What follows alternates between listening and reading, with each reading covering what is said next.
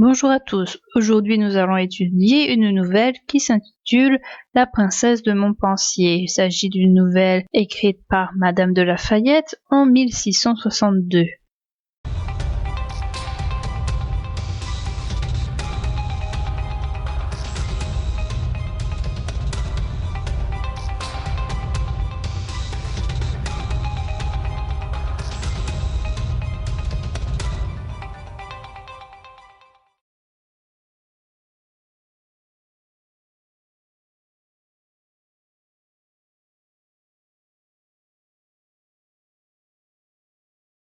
L'histoire débute en 1566, en pleine guerre de religion qui oppose les huguenots aux catholiques.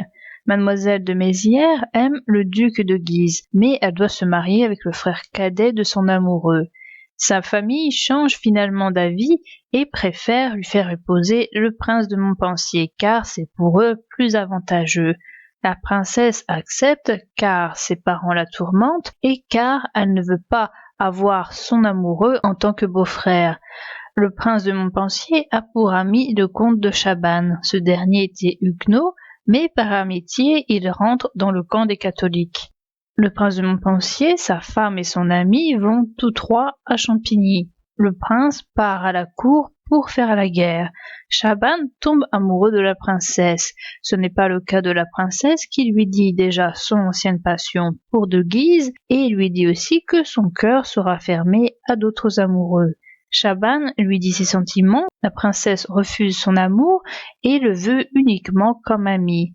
Après 2 années de guerre, le prince revient, mais peu de temps après, la guerre recommence. Cette fois, le prince y va avec son ami avant de revenir tous les deux. Le duc d'Anjou et le duc de Guise passent par hasard près d'une rivière. Ils y voient quelques femmes sur un bateau dont fait partie la princesse de Montpensier. Ils arrivent à ce que la princesse les prenne tous les deux sur le bateau. Ils tombent de suite amoureux d'elle. Le prince de Montpensier jalouse la présence du duc de Guise car il sait que sa femme et lui se sont aimés quelques années auparavant. De Guise dit à la princesse que son amour pour elle est le même qu'auparavant. Les deux hommes restent 2 jours chez le prince de Montpensier, ce qui énerve le prince car il s'aperçoit de la passion de Guise envers sa femme. Chabannes va s'informer vis-à-vis de la princesse. Elle lui dit qu'elle sait que de Guise l'aime et elle lui dit qu'elle a décidé de ne pas s'engager dans cette liaison. La guerre reprend. Cette fois-ci, le prince amène sa femme à Paris. La princesse y rencontre de nouveau le duc d'Anjou et le duc de Guise qui sont toujours amoureux d'elle. Le duc de Guise lui dit son amour pour elle. Le prince remarque le penchant de Guise envers sa femme. Il est de plus en plus jaloux et il ne veut plus que sa femme parle à de Guise. La princesse a vent d'une liaison entre de Guise et la sœur du duc d'Anjou. Elle devient jalouse. Le duc de Guise et la princesse se voient quelquefois et il lui assure que c'est elle qu'il aime. La princesse va à un bal masqué dans lequel tous les hommes sont habillés de la même manière. De Guise parle à la princesse. Quelques instants plus tard, elle croit parler à de Guise alors qu'elle parlait au duc d'Anjou qu'elle n'a pas reconnu sous son déguisement.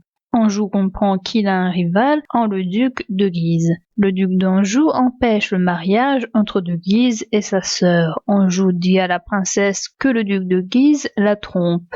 Las d'attendre la princesse, de Guise va épouser la princesse de Portian. De Guise et la princesse se revoient et s'expliquent. Ils comprennent que c'est la princesse qui s'est trompée en parlant à Anjou lors du bal masqué. Elle lui avoue qu'elle l'aime. Le prince sent cet attachement et jaloux, il envoie sa femme à Champigny. La princesse demande à Chabannes de lui remettre des lettres de Guise et de transmettre les lettres qu'elle aura écrites pour de Guise. Il accepte de le faire bien qu'il soit amoureux d'elle.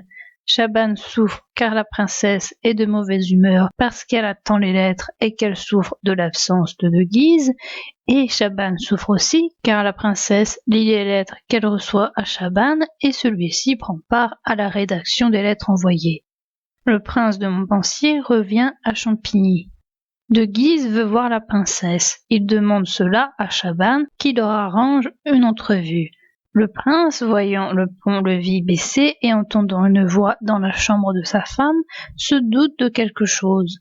Le prince veut entrer dans la chambre de sa femme. Schaban décide de se sacrifier pour éviter à la princesse de voir mourir son amant. Il décide de faire croire que c'est lui l'amant de la princesse. Après la découverte du prince de la présence de Schaban, qu'il croit être l'amant de sa femme, de Guise s'enfuit, la princesse tombe malade, Schaban s'enfuit. Le prince doit retourner à Paris à cause de la guerre. Schaban, qui s'était retiré à Paris, se fait tuer par les Huguenots, car ils savent qu'il a changé de parti.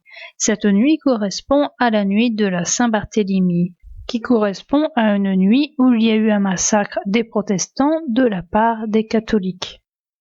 Par hasard, le prince trouve le corps de son ami et il est content de cette mort. De Guise finit par oublier la princesse et se tourne vers une autre femme. Après sa maladie, la princesse se rend compte que son ami est mort, que De Guise s'est tournée vers une autre femme et qu'elle a perdu l'estime de son mari. Elle en meurt de remords. L'histoire se situe en France au XVIe siècle, durant l'époque où les guerres de religion opposaient les catholiques aux protestants.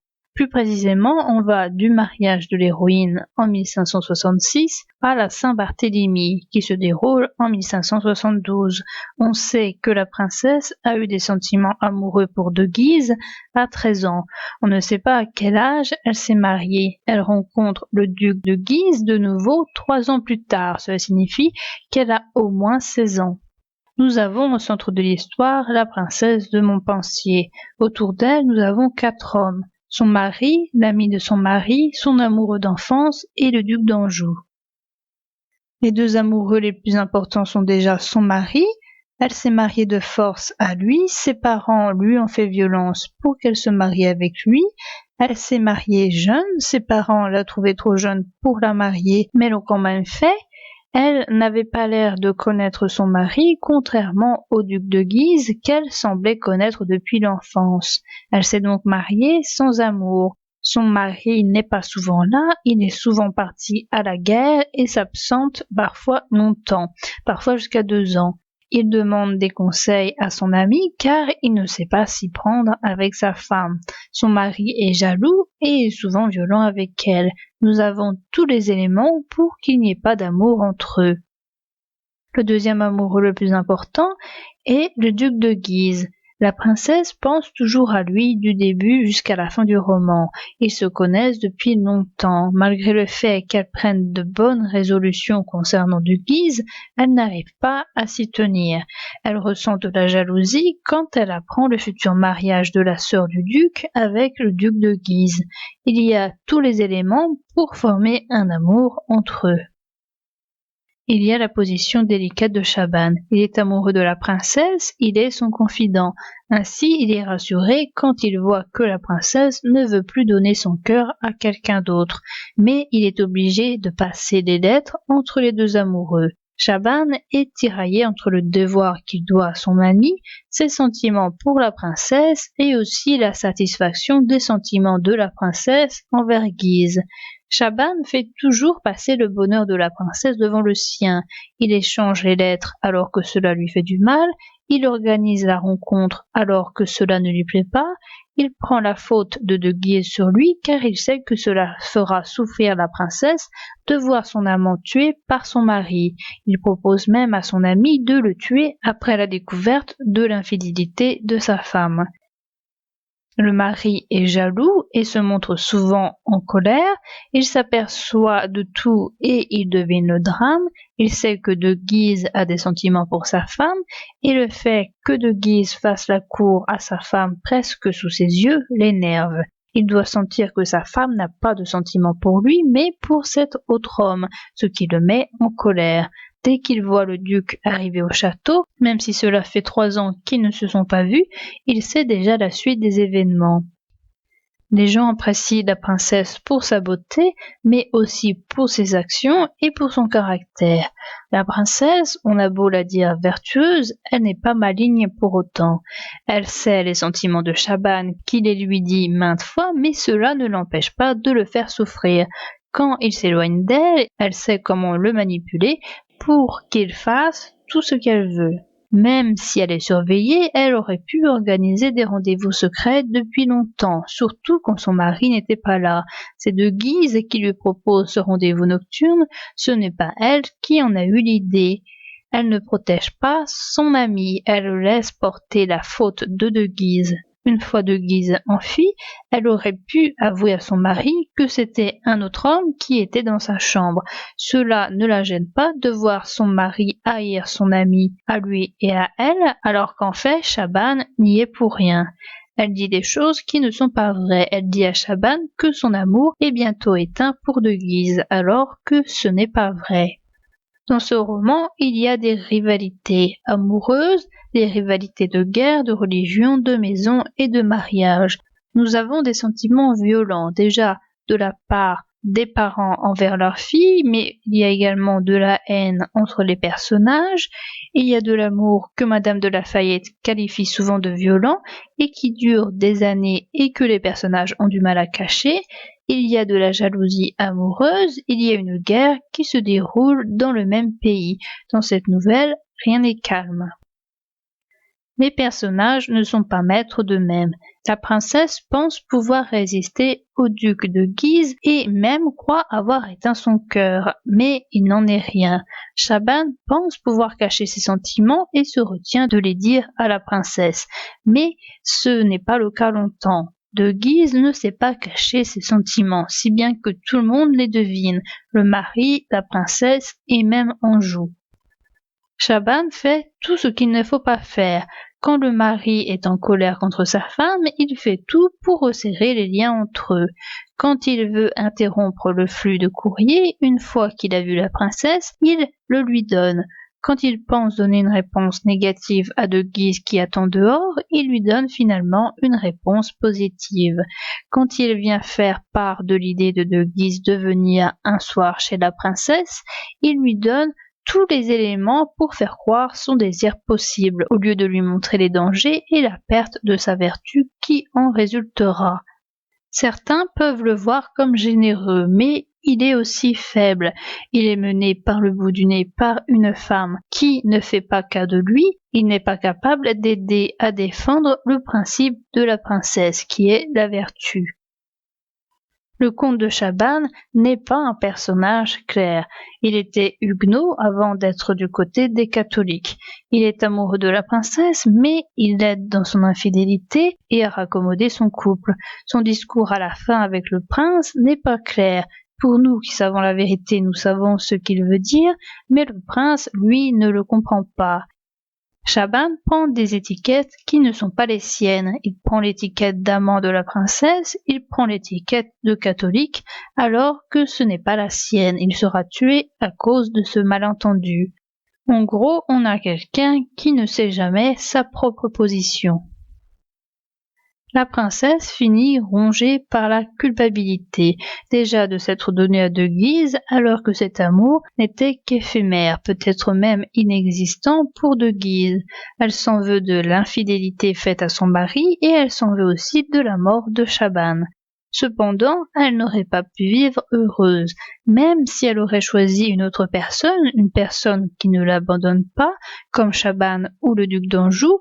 Elle était liée par le mariage à son mari. Elle n'aurait pas pu se défaire de son mariage pour aller soit avec l'ami de son mari, ce qui aurait cassé l'amitié entre Chaban et le prince de Montpensier, ou alors pour aller avec une personne célèbre, car tous se seraient su, ses familles étant très surveillées.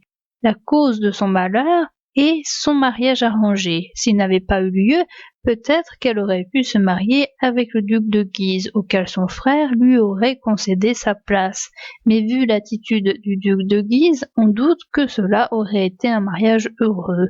En gros, la princesse n'avait rien pour être heureuse. La nouvelle est injuste. Chaban meurt d'une mort violente, mais qui a l'air d'avoir l'avantage d'être courte. La princesse, elle, a une maladie qui semble durer dans le temps. Le déclin se fait petit à petit, il y a des périodes d'accalmie et d'autres plus sévères. Elle est rongée par la culpabilité et le chagrin. Sa mort n'est pas plus enviable que celle de Chaban qui est retrouvé mort dans la rue. Et enfin il y a De Guise qui après tout est la cause de tout. Et lui, il s'en tire indemne. Il vit même heureux auprès de cette autre femme jusqu'à la fin de sa vie. Dans cette nouvelle, personne ne peut quelque chose contre la passion. L'éloignement géographique n'y fera rien. La passion dure dans le temps, elle dure malgré les contrariétés qu'elle amène, elle dure même face à l'intelligence des maris qui n'arrivent pas à y mettre fin, et elle dure malgré la bonne volonté de la personne qui veut tout de même y mettre fin. Sa santé revenait pourtant avec grande peine, car le mauvais état de son esprit, et son esprit fut travaillé de nouveau, quand elle se souvint qu'elle n'avait eu aucune nouvelle du duc de Guise pendant toute sa maladie. Elle s'enquit de ses femmes si elle n'avait vu personne, si elle n'avait point de lettres, et ne trouvant rien de ce qu'elle eût souhaité, elle se trouva la plus malheureuse du monde d'avoir tout hasardé pour un homme qui l'abandonnait. Ce fut encore un nouvel accablement d'apprendre la mort du comte de Chaban, qu'elle sut bientôt par les soins du prince son mari. L'ingratitude du duc de Guise lui fit sentir plus vivement la perte d'un homme dont elle connaissait si bien la fidélité. Tant de déplaisirs si pressants la mirent bientôt dans un état aussi dangereux que celui dont elle était sortie. Et comme madame de Noirmoutier était une personne qui prenait autant de soin à faire éclater ses galanteries que les autres en prennent à les cacher, celle de monsieur de Guise et d'elle était si publique que, tout éloignée et toute malade qu'était la princesse de Montpensier, elle les a pris de tant de côté qu'elle ne put en douter. Ce fut le coup mortel pour sa vie. Elle ne put résister à la douleur d'avoir perdu l'estime de son mari, le cœur de son amant et le plus parfait ami qui fut jamais. Elle mourut en peu de jours, dans la fleur de son âge, une des plus belles princesses du monde, et qui aurait été sans doute la plus heureuse, si la vertu et la prudence eussent conduit toutes ses actions.